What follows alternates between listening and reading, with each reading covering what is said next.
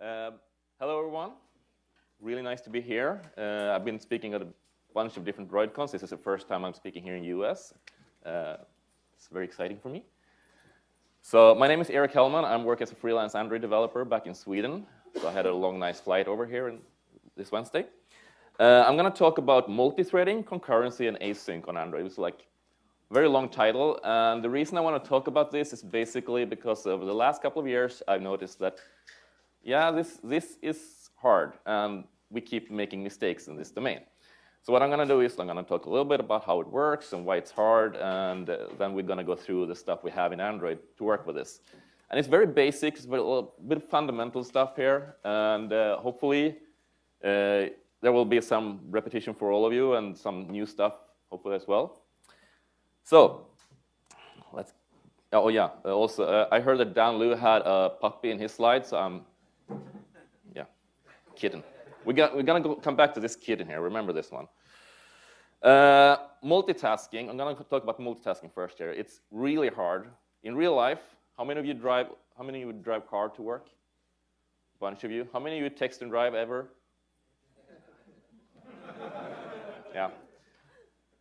You're still alive, so it must be okay, right? The thing is, like, when you drive, you're not really conscious about when you're driving. You're mostly focusing on your texting when you do that. So it kind of works because you're so used to driving, so the whole driving operation goes by autopilot. And that's how we do most of the things in our life. It actually is, you've probably seen a slide like this before, like the tip of the iceberg is your conscious part. It's a very small part of your mind. Most of the stuff you do, and it goes for everything in your life, is done by your subconscious. And we have seen this science prove this over and over again. And another way to look at this one is like this. The problem-solving part, your conscious mind, is very good. It's working up there. That's the problem-solving. That's the new stuff that you haven't encountered before that you need to figure out. So when you're driving and you're texting and suddenly there is a moose coming up on the road, I'm from Sweden, so we have a lot of those. That's when your conscious mind hopefully kicks in and will be able to start braking. But if you're focused too much on the texting, if you're doing too much things at one time, well, you'll hit a moose. Everything you're good at is controlled by your subconscious, basically. It's autopilot. This goes as well for programming. So when you get really good at writing certain type of programming, it will basically be done by your subconscious. You will just, yeah, I've done this so many times before, so I just do it like that. Your conscious mind will just be maybe fidgeting with the details a little bit, but most of the part is actually done by your subconscious. So there's been a lot of written about this one. One book that is very good explaining this one and explaining another thing that I'm gonna move on to is How We Decide by Jon Allerer. I can recommend this one. It also talks about another aspect here. The conscious mind can keep track of about 4 to 7 pieces of information at the same time. If the amount of information you need to keep track of exceeds this, you'll start making mistakes. So I'm going to give you a very simple example, which is very good here. So have a look at this string of characters. Close your eyes and try to remember it. How are you doing? How many did you be able to remember? Okay. So what about now?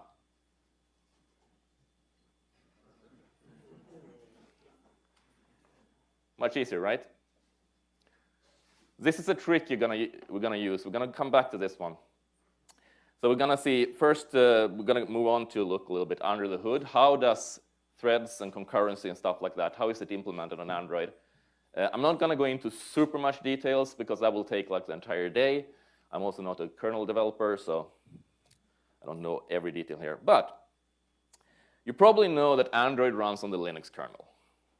So everyone knew that, right? Okay.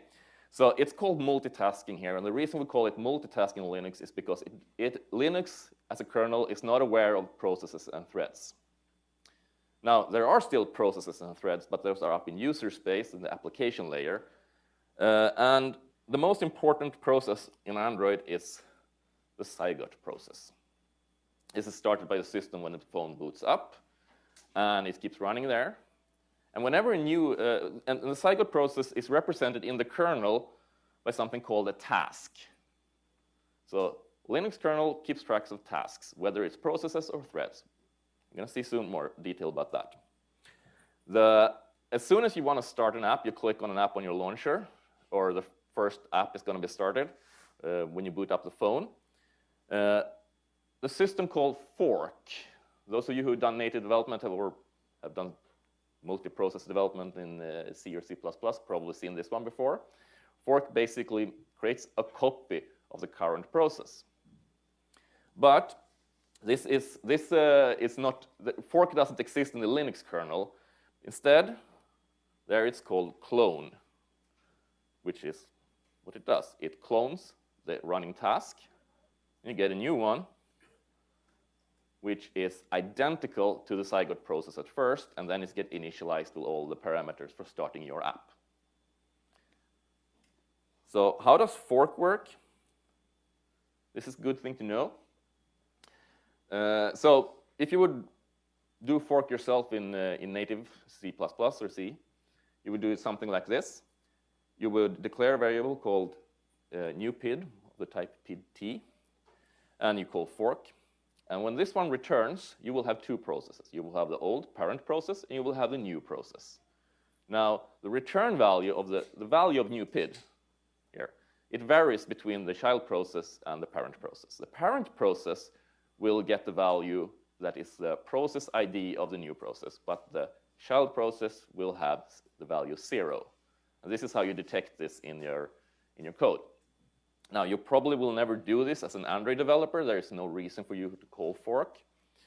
So instead, you will start using threads. And, well, everyone here has probably created a thread at some time. It's really simple. You create a new thread. You probably pass it a runnable, or you override the run method.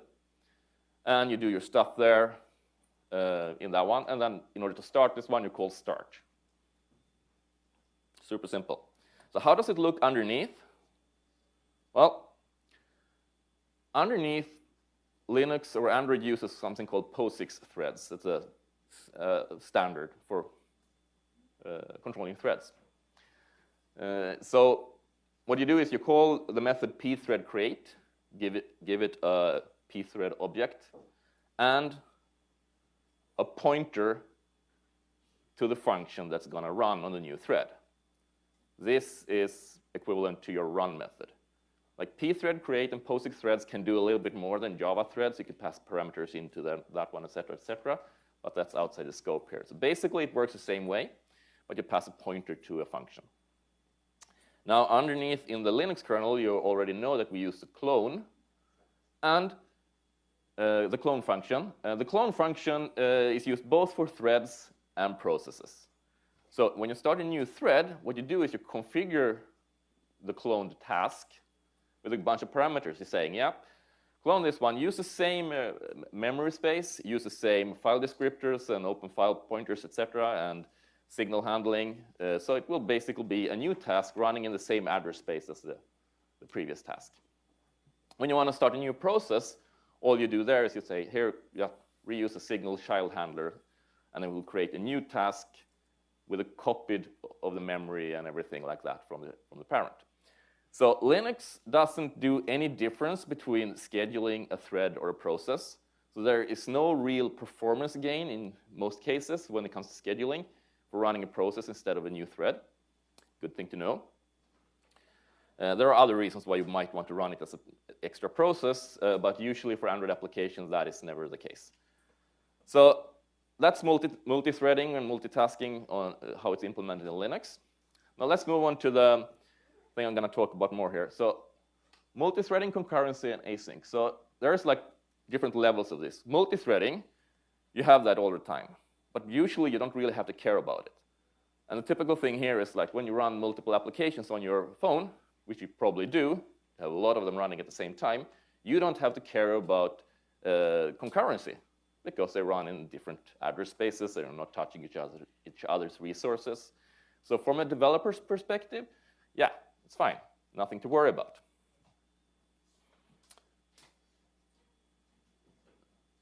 So we would like to maintain this situation as much as possible. As long as you don't have to care about concurrency, that's a good thing, because that's when it gets tricky. So the same thing goes when you work in your own application. You can have like one worker thread, which inserts data into a database, and you can have the main thread, which, well, we shouldn't query on the main thread, but for the sake of argument here, you will read up stuff from the content provider on your main thread. Now, there is no concurrency from the developer's perspective of the app here, because it's handled by SQLite. Also very good. Now, okay, what if you need to do concurrency? And let's take a very simple and naive example. You have a shared data object, and you have a worker thread that updates that one, and you have your own main thread which will read that one. Now, this won't work very well, so you need to synchronize. And we remember from studying Java that, yeah, let's just put synchronized on all methods, and everything is fine. And I would say, like, yeah, this probably, we never do this, right? And I actually run into, not this obvious example, but I've seen this happen from time to time, like, because it's an easy mistake to make. You put synchronized where you really shouldn't. Okay, and then you learn about something called immutability, like the Kotlin has that one for the value objects. It's really great, so we should do that instead. So you convert your shared object to an immutable object. Yeah, now we don't have that problem anymore, because the writing thread can't like update the instance that the reading thread will work with. Problem is, now you need to have some way of communicating from the worker thread to the main thread that an update happened. So yeah, now we need some kind of manager. Yeah, so you create that one, and it has a set of listeners that can make callbacks. So when you update the data, you just iterate through all your listeners and let whoever listening knows that, yeah, we had an update. Super good, right? What can go wrong here? Well, we're iterating through the listeners and calling them, notifying the listeners on the same thread that the worker thread is on. Which means that when you receive this in your activity, you need to make sure that you do whatever work you want to do on the main thread on the main thread. So you need to move to the main thread. So you can either do that in your activity or fragment or whatever, or you can actually do it in your data manager here. So you use a handler which uses the main thread, main looper, and then call post on a runnable, which will do the work instead. And yay, now we're done. But now it's getting complicated. This is just for sharing data between two threads. So whenever we do concurrency, we kind of end up in this situation. We'll build a huge amount of boilerplate code just to deal with this, and oops, and we'll go wrong someplace. Remember, 4 to 7 bits of information. So if when you write your program, needs to jump across the code everywhere, you tend to make these mistakes. I did some research before this presentation, so I thought, like, okay, what's your most common crash? I had a guess that it would be one of these two. It's very interesting, actually. I actually thought illegal state exception would be more common. So how about here? How many have the null pointer exception as your most common crash? Say about half. The legal state exception? Okay, so it's about this thing here. But if all our code would be synchronous, procedural, we wouldn't really have a null pointer exception unless we had like some misread the documentation. It would be much, much more rare. We could just check every call we had that we didn't get the null back, etc. But since we have asynchronous calls, we need to check the value every time, and it's a little bit more tricky. So that's the async problem. And let's look at this one. This is the one who implemented this didn't know about retrofit, so yeah. Bummer. So it's a network call factory. We provide a URL, and we provide a callback, and we get a callback when it's done. So what's the first problem here? Any guess? The callback's not being triggered on the UI thread. Thank you. Yeah, that's one thread. Another problem? Anything? Any guess? Well, let's move on and look at. Okay, let's see how we would use this one. So we would use it like this. So you're absolutely correct. In our onCreate method, we call fetch data. We give it the callback, and we take our products adapter, and we call set products on it. And, well, that's not on the main thread, right? So, damn it, ouch. So you will get a probably illegal state exception or whatever it is we get there.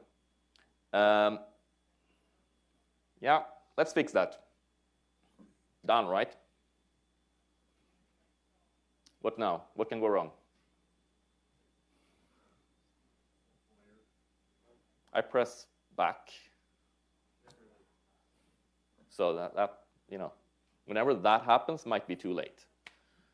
Because what does it do? So run on UI thread will post something on the main looper, basically on the message queue for the main looper. It will end up in the back of that one, and whatever we did when we got the response back from the network, the user might have pressed back or something else might have happened. He might have rotated the phone or something. So yeah, that doesn't work very well. Yeah, there is a method called isDestroyed. Let's use that one instead. And suddenly things are getting more complicated again. There's one thing missing here also. Anyone have a suggestion? When we get on destroy, we would like to tell the network call that it shouldn't keep going, right? Canceling is a good thing. But yeah, so when we write this ourselves, when we try to do all that asynchronous implementation in our own code, tricky. So the problem, sum up, first of all, we should be thread aware. The worker thread should know that it's running on the worker thread and it should deliver a result on the main thread. Very obvious, but you know, it's easy to miss. Callbacks should go on the main thread, and it should be possible to cancel this one. Once you get on destroy in your activity or whatever lifecycle callback you want to cancel it. You don't want the result anymore. Now, can you get this problem if you have only one thread? If you're only on the main thread? Everybody's like, I don't dare to answer. So I call this a single-threaded async problem. And it's a very naive example, and the reason I took it very naive here is to simplify it, but I've seen this a couple of times, similar things. So we have a fragment, very simple fragment, and we have our method called show start page, which will put that fragment up, show that fragment. And then we have decided to show a little splash screen before this happens, and we do this. And now you would say, like, oh, nobody would do that. And I would say, no, you're wrong. That would actually happen. And it's not like a single time I've seen this. I've seen similar cases of this happening everywhere because, like, yeah, we'll just do something here and I delay it for a couple of milliseconds and things will be fine, right? So we wait 5 seconds before we call the show start page, before we do a fragment transaction. And during that period, the user might have pressed back or home or whatever.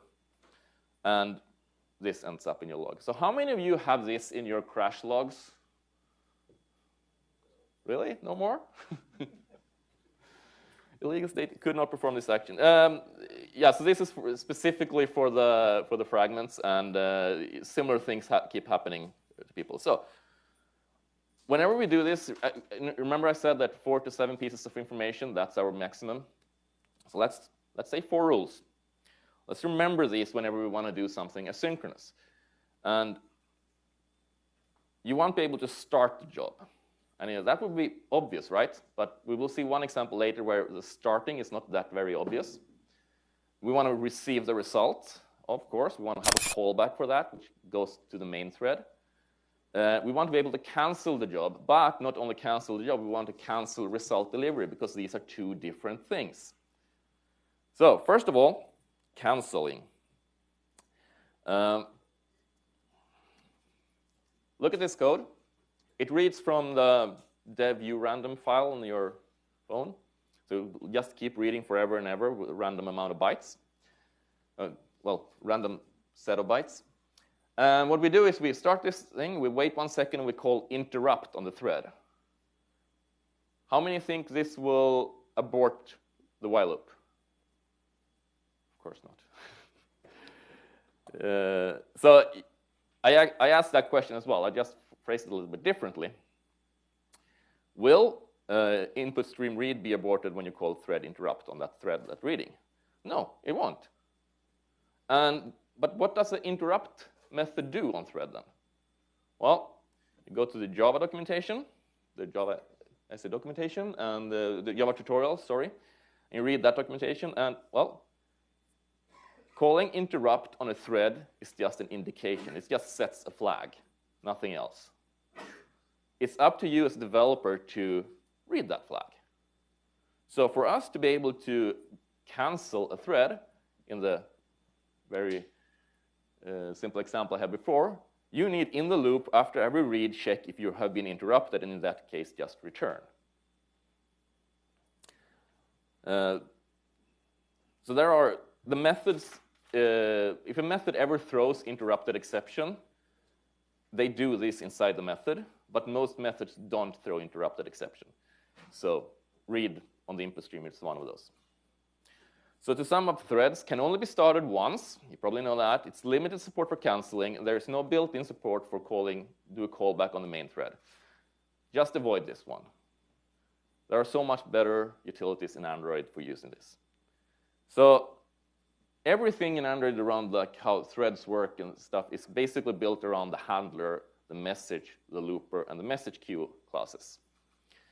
A message queue is super simple. It's just a linked list of messages. The message queue class has a very limited API in the public API.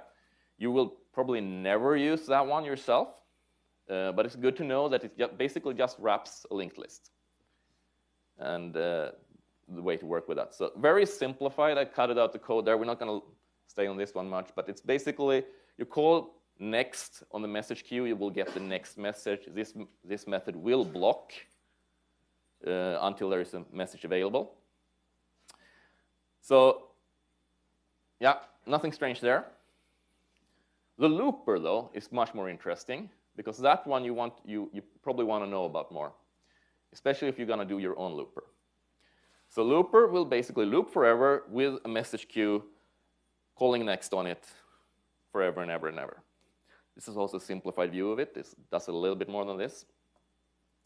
Now, when you want to create a new looper, you can just call the looper and call prepare and then set up stuff and then call looper.loop inside your own thread class. There is a much better way to do this. It's called handler thread. So you call handler thread, create a new instance of that one, call start, and then when you want to create the handler, you call get looper on your handler thread, and this is how you do your own looper. Now, a message queue, looper, and handler work together like this. A looper can only have one message queue, so that's the same thing with message queue and looper. That's a one-to-one relation, obviously. But you can have multiple handlers for the same looper. That's why you can pass the looper as parameter to the handler.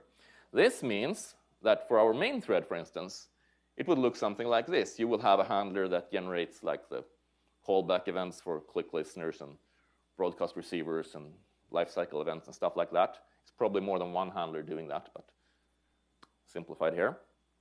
Then you can have one handler where you pass in runnables, and you can have another handler that passes in messages.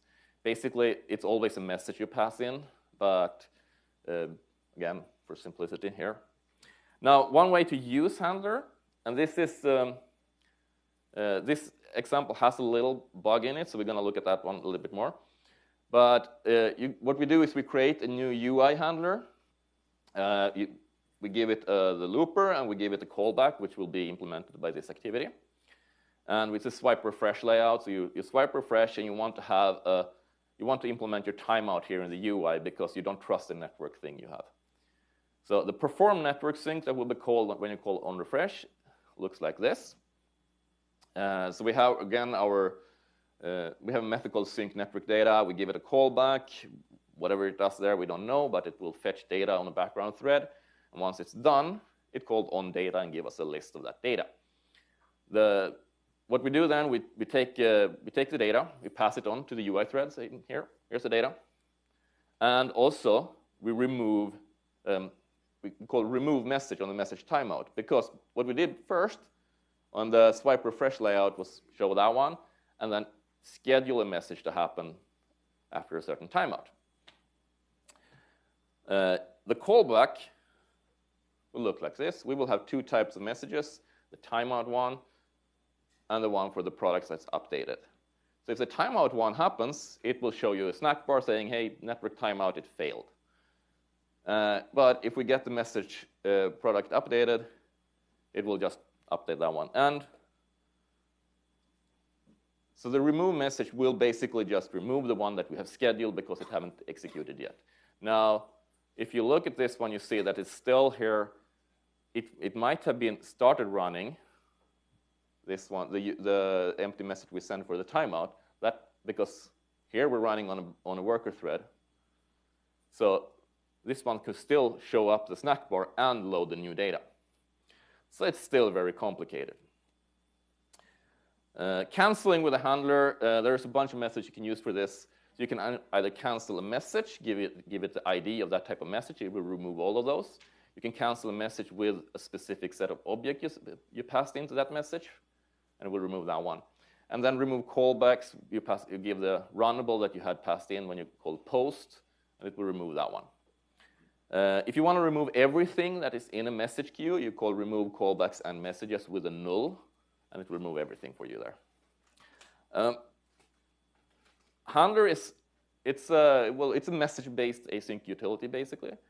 It just works towards your looper in your message queue, and it's nice to know how it works. Sometimes it can be useful, and depending on what you do. My most common use case how I use this is for processing like camera frames from the camera. I create a new handler thread, and I post the frames into that one and process them, and then I post them back on the main thread. That works quite well. It's thread safe, so you can call this you can call post or send message from whatever thread you want. It's reusable as opposed to the thread class and the SyncTask class. And you can cancel a scheduled message, but there's no built-in support for cancel something that's, has started running. So once a handle message is called for that message, you will need to check that yourself. You will manually need to add some flag somewhere. It's mostly useful, as I said, I do it for processing camera frames, and that type of processing handler is very useful for. Asynctask is probably one of the most misunderstood and underappreciated classes in Android. Everybody, it's just bad, it leaks references, and it's like, don't use it. Let's look at how it looks internally. So you know that you have the on-post execute where you get the result. And the way the result is delivered is using a handler. It uses that internally. So it gets a handler, it obtains a message from that for that handler, puts the result into that message, and posts it off to that handler. The handler itself is a singleton, so all the sync tasks share the same handler. The handler is an internal handler which runs in the main loop. It takes care of two types of messages, post result and post progress. And when you get post result, it's called finish on this one with the data that is the result. Now, here is where it actually does more than what the handler did. I said that it managed to handle cancellation that has happened once it actually started running. So it checks in the finish method, which will be running on your main thread, if it has been canceled at that point. And in that case, it calls on cancel instead. Otherwise, on post execute with the data. The cancel method, it has a flag, mCancel, you set it to true there. That's the difference between the handlers. So if you have short-lived methods and stuff like short-lived async operations, a sync task is great. But there are things to remember here.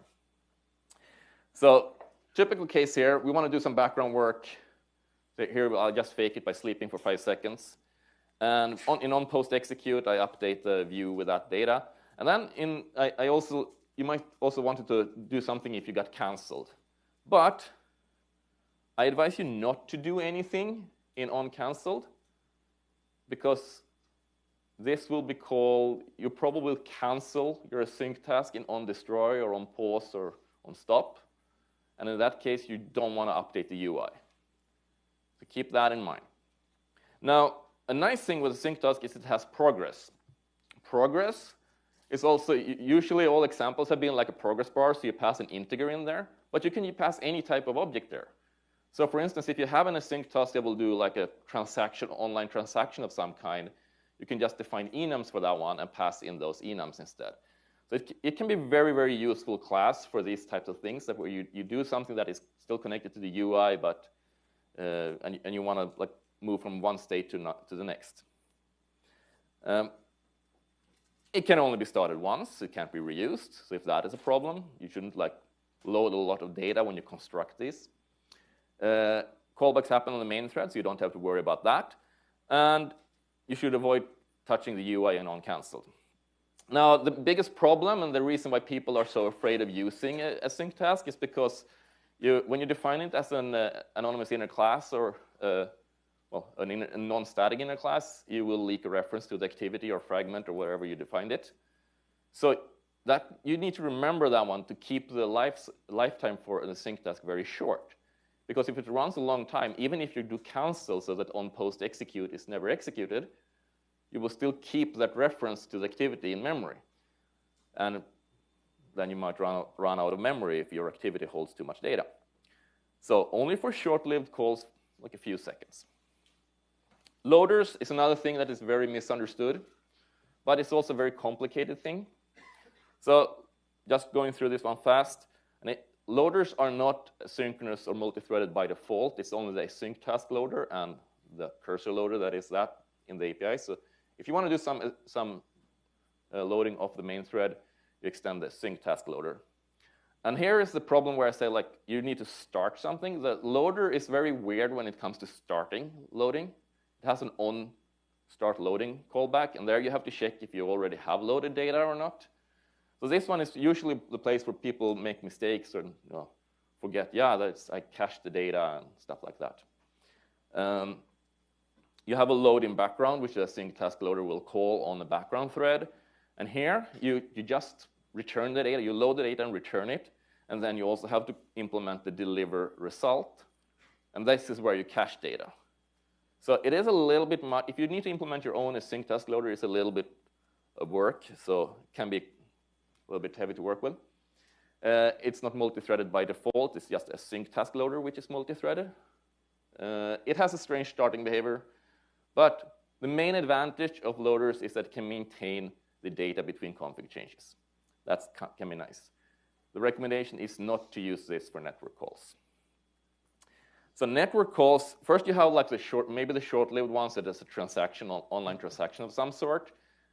A SyncTask is probably useful for that one if it's okay to cancel it. If you're going to synchronize data online, like a large chunk of data, you can download your whole product list of products or whatever it is you have in your app. The intent service is great for that one. So intent service, you probably use this one time or another. It has the only method you have to worry about is the on-handle intent, which will run on a background thread. And here we can do everything like all the IO operations we want, no worries. And so this one is, you've probably all written something like this before. The nice thing with the intent service is that it automatically stops the service once on-handle intent returns. And the way it does that is it's in the onStart method for a service, you get a start ID. This one is passed, again, to a handler together with the intent. So when the handle message for this handler is called, which runs on a background thread, it will first call on handle intent with the intent that it passed in, and then it's called stop self with this start ID that on start method got called with. And the reason this is nice is because you can start 3 instances, called start service 3 times in a row quickly, and it will just queue up these messages. And thanks to how stop self with an argument here works, the service won't be shut down until the last message has been processed. So it's a very nice utility to work. Now remember, it's a single queue. So if you think that I'm going to define 5 different intents for loading my data in the background, and then you pass in these 5 times, it will just do them serialized. So you might consider, like, if there is a huge amount of data you need to synchronize, you might want to either define multiple intent services or a different strategy for this one. It's good for long-running background calls, and I don't mean like a music player or something like that. I mean for loading loads of data, a lot of it. You can do callbacks in an intent service. I'm not going to show it here because I'm running out of time. It's complicated, so you should avoid that one. The class is called result receiver if you want to check it out. This is most useful for fire and forget tasks. So, and one thing to remember, you can't cancel it.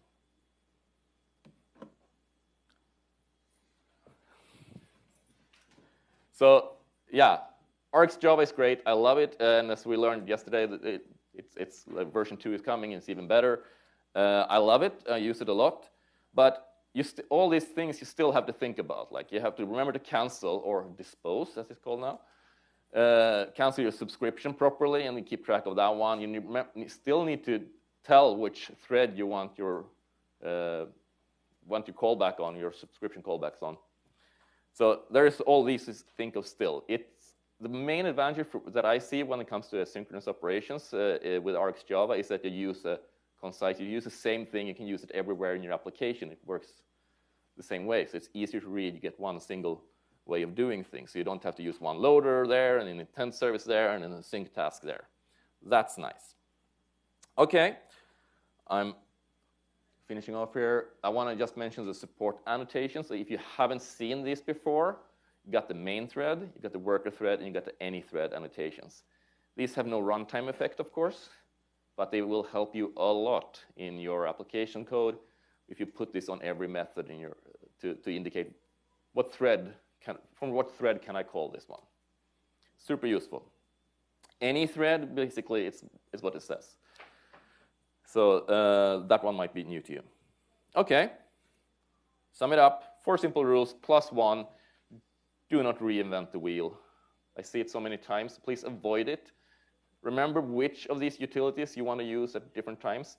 If you feel very comfortable and confident in using RxJava, you should do that.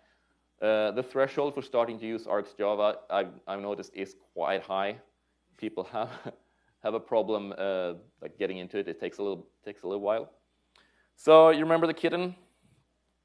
Be the kitten here. And the reason I mean like be the kitten is like cats play a lot and they make funny mistakes and it looks really cute. But they do this in order to learn. So start using these things. Experiment with them, especially the handler class and using that one in a different way. Try it out. Get comfortable with them, because by doing that, you will feel more safe with your asynchronous and multi-threaded and concurrency and all of those things. That was what I had to say. Thank you very much.